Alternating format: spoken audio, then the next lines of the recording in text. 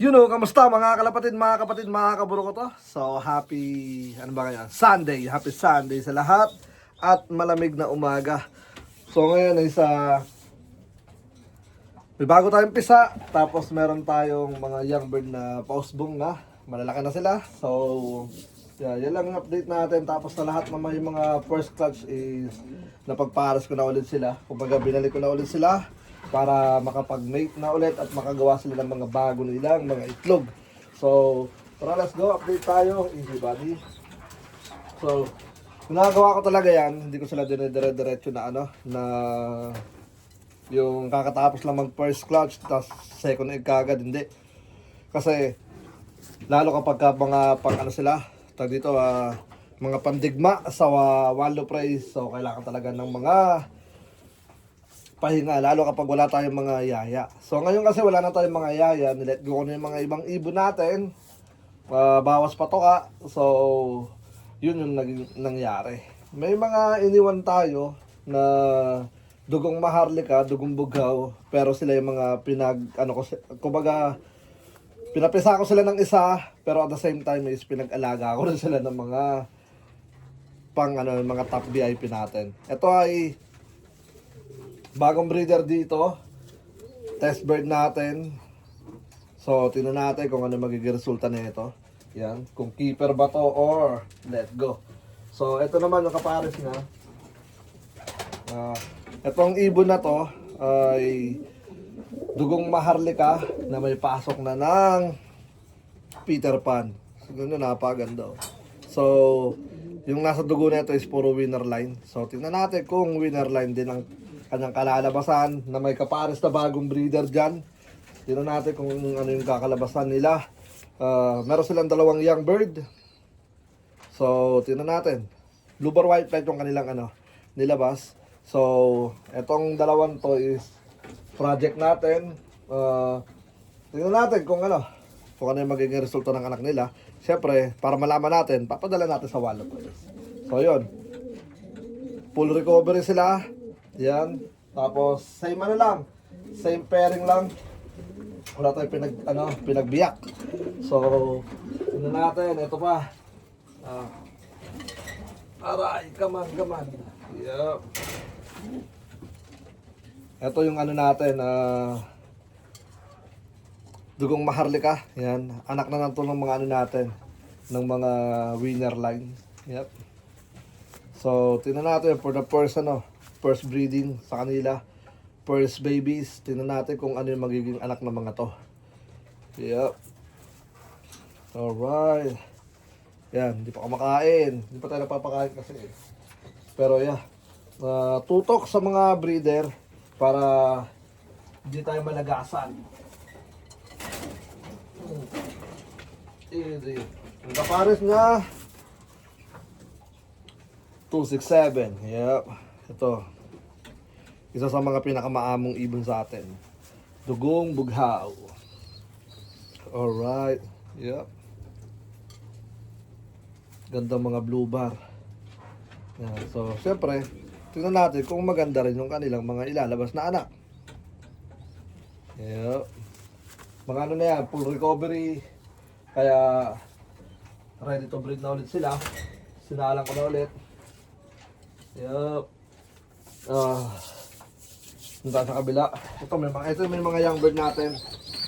Easy. Healthy. Grabe. Ito, second clutch.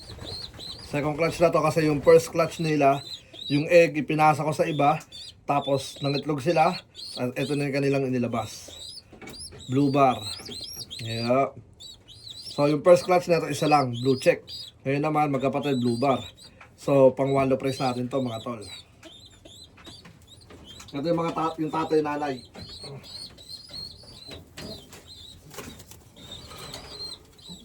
Siyempre, dumatay sa tatay. Ito yung tatay, dugong maharlika. 204. 2022. Full sibling na ni first 350 miles. Texas. Ito naman si Mr. Bucket. Hindi ko kasi nalagyan ng pangalan ng mga warriors natin ng 2022, 2023. Pero ngayon 2024, gagawa tayo ng mga pangalan ulit nila. Focus tayo this year. So tingnan natin. So ito is si 3 times money winner, 10 overall. Yan.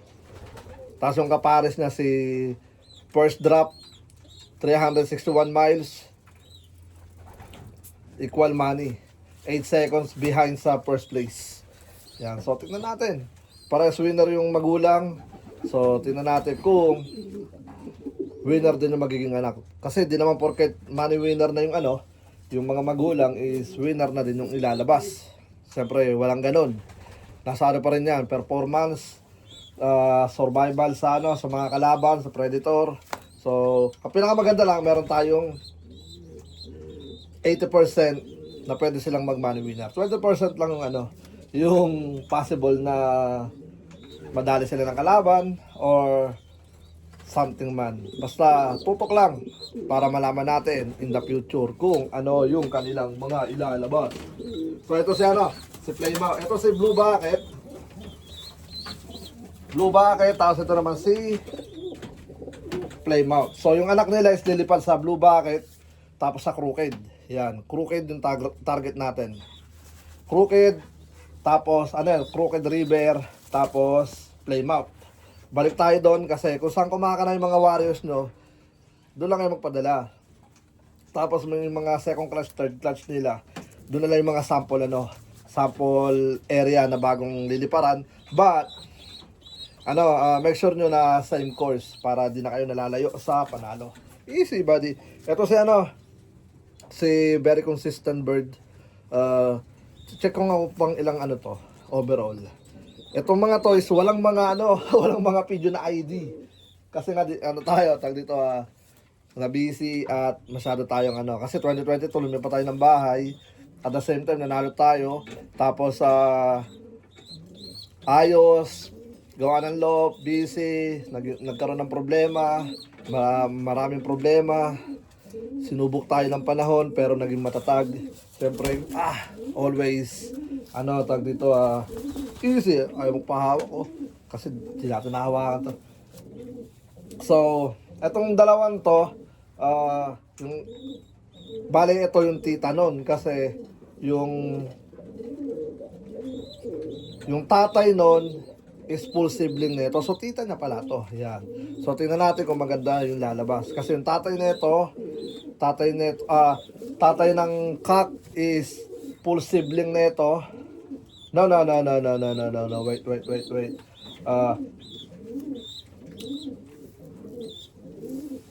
No. Yung tatay ng blue bar is full sibling ng nanay nun. Yan.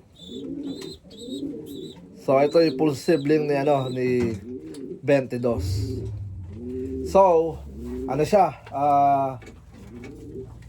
Para siyang Lola. Yeah. So tingnan natin. So let's see. Basta tiwala lang sa process at huwag pabayaan yung mga breeder. Yan. So ito yung full sibling. Ito yung full sibling ng hen. Grabe yung taba Yan. Ito yung easy. Dali, ilalabas mo na. Ito si 22. Ay, tagal kasi di natin hawakan. Grabe ang lusog.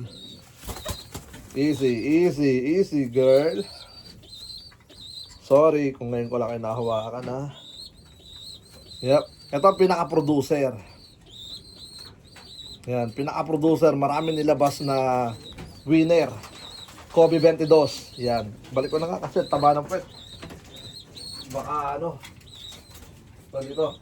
Baka umechas. Kakapisa lang ng kanilang anak. So,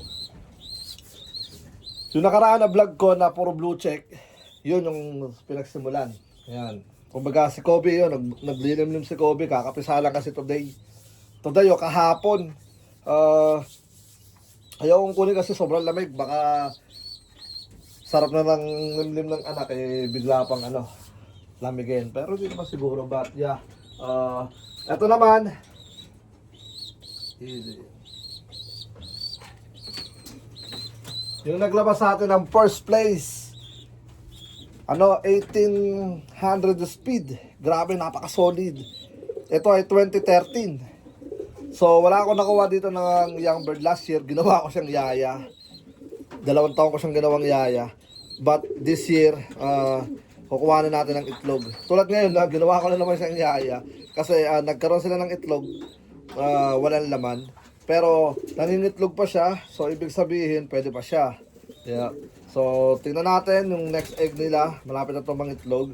2013, grabe, napaka, 1 decade na to. Yep. Kaya ko naman to kinikip. Di ko alam, ang bloodline nito is sure bet. Based sa may-ari, sure bet. Yan. Wala siyang pedigree pero sure bet yung sinabi niya sa akin.